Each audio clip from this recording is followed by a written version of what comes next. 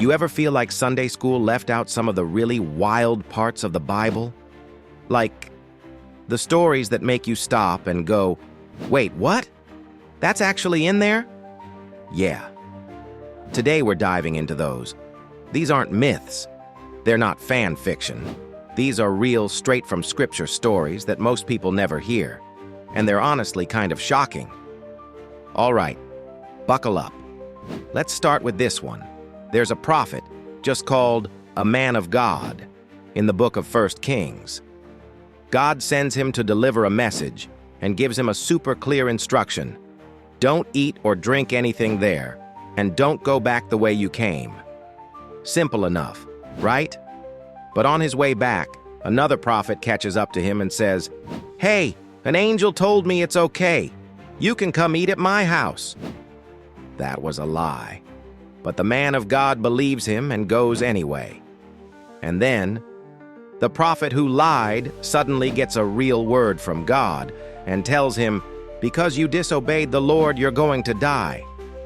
Sure enough, on the road home, a lion attacks and kills him. But here's the eerie part. The lion doesn't touch the body. It doesn't eat it. It just stands there. Next to the corpse, next to the donkey. Like the whole scene is frozen in time. Wild, right? Okay, next one. This one's in Judges. There's a powerful military commander named Sisera. He's been tormenting Israel, but during a battle, he runs away and ends up hiding in the tent of a woman named Jael. She welcomes him in, gives him milk, makes him comfortable. He falls asleep. And then, she picks up a hammer and a tent peg and drives it straight through his skull while he's sleeping. Brutal. But here's the kicker. She's celebrated as a hero, because earlier God had said the victory would go to a woman. And Jael, not a warrior, not a prophet, just a regular woman living in a tent, ends the war with one blow. Moving on. This one's kind of gross. Also in Judges, there's this super fat king named Eglon. And God raises up a deliverer named Ehud, a left-handed guy, which ends up being important. So Ehud hides a short sword on his right thigh, where no one would expect it. He gets into the king's private chamber under the excuse of delivering a message. Once they're alone, Ehud says, "I have a message from God," and stabs Eglon in the stomach. And the Bible actually says the fat closes over the sword and the handle, and, this is in the text, the dirt came out. Most people think that means his bowels emptied. Ehud slips away, and the king's servants don't check on him for a long time because they think he's, well, using the bathroom. The Bible does not shy away from detail. All right, this next one might actually be the most disturbing. Elisha, the prophet who took over after Elijah, is traveling through a town one day, and a group of young guys come out and start mocking him. They yell, "Go up, you bald head! Go up, bald head!" Now, this isn't just playful teasing.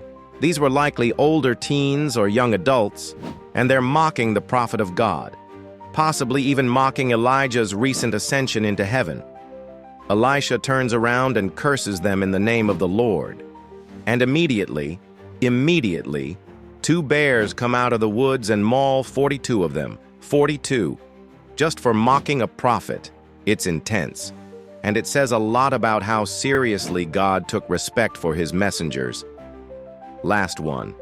This one's short but kind of incredible. Elisha dies and is buried. Later, some Israelites are burying another man, but they see a raiding party coming and panic. So they quickly toss the man's body into Elisha's tomb. And as soon as the dead man touches Elisha's bones, he comes back to life. Just gets up and walks out. There's no prayer, no ritual, nothing. Just contact with the prophet's bones, and boom. Life. Again, this is all in the Bible. It's not just a book of parables and gentle lessons. It's full of grit, mystery, power, and moments that make you stop in your tracks.